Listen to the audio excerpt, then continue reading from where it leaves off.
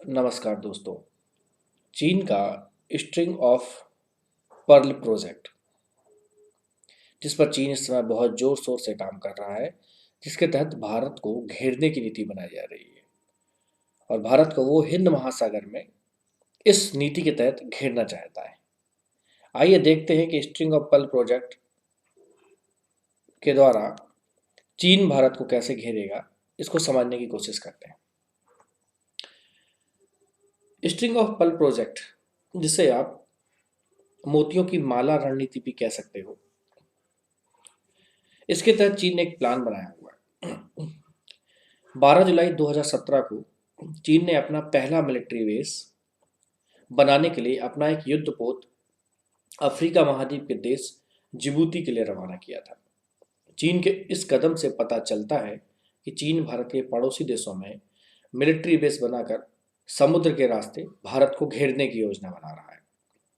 चीन के इन्हीं इस प्रकार के कई कदमों से, या कह सकते हो बहुत सारे मिलिट्री बेसों को स्ट्रिंग ऑफ पर्ल प्रोजेक्ट का नाम दिया गया है। स्ट्रिंग ऑफ पर्ल की बात करें तो उस समय बात करते हैं 2005 की, जब 2005 में पेंटागन में एशिया में ऊर्जा का भविष्य नाम की एक खुफिया रिपोर्ट को जारी किया गया था।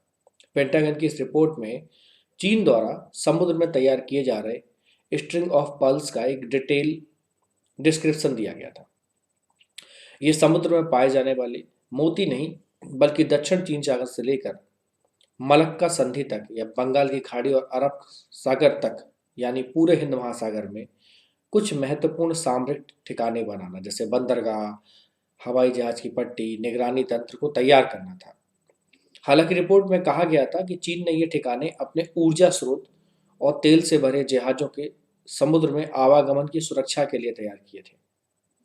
लेकिन पूरी सच्चाई यही है कि जरूरत पड़ने पर इन सामरिक ठिकानों को सैन्य जरूरतों के लिए भी इस्तेमाल किया जा सकता है।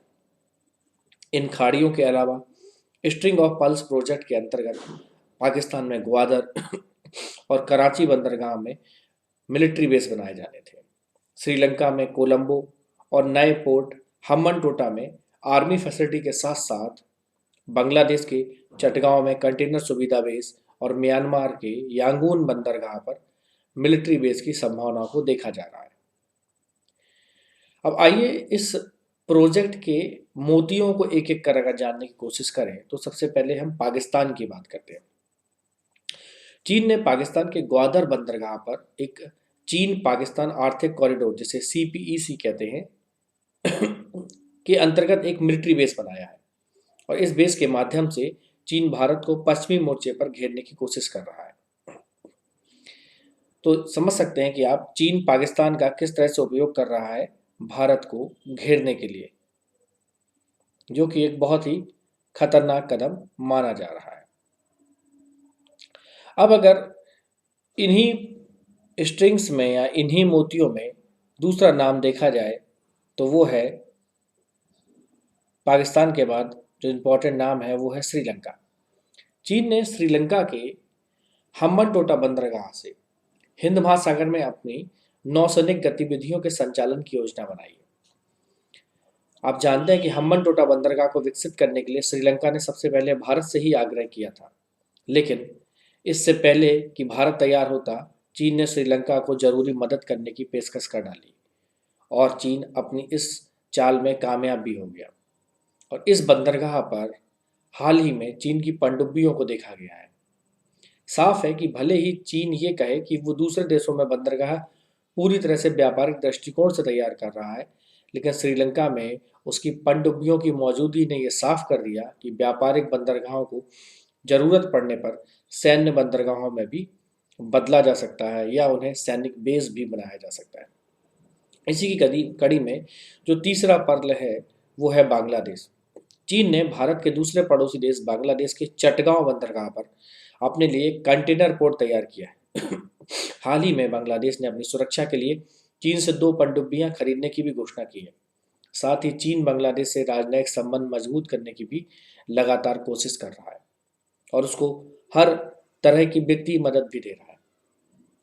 अब इसी कड़ी में जो चौथा पर्ल है, जो चौथा मोती है, वो है म्यांमार का, जिसे हम लोग बर्मा के नाम से भी जानते हैं।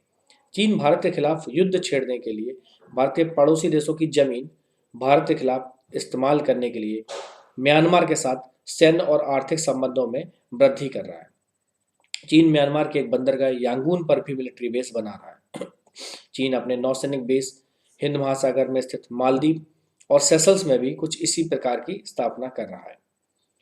अब बात करते हैं जिबूती की। जिबूती में नौसैनिक बेस बनाकर भी उसने यही काम किया है।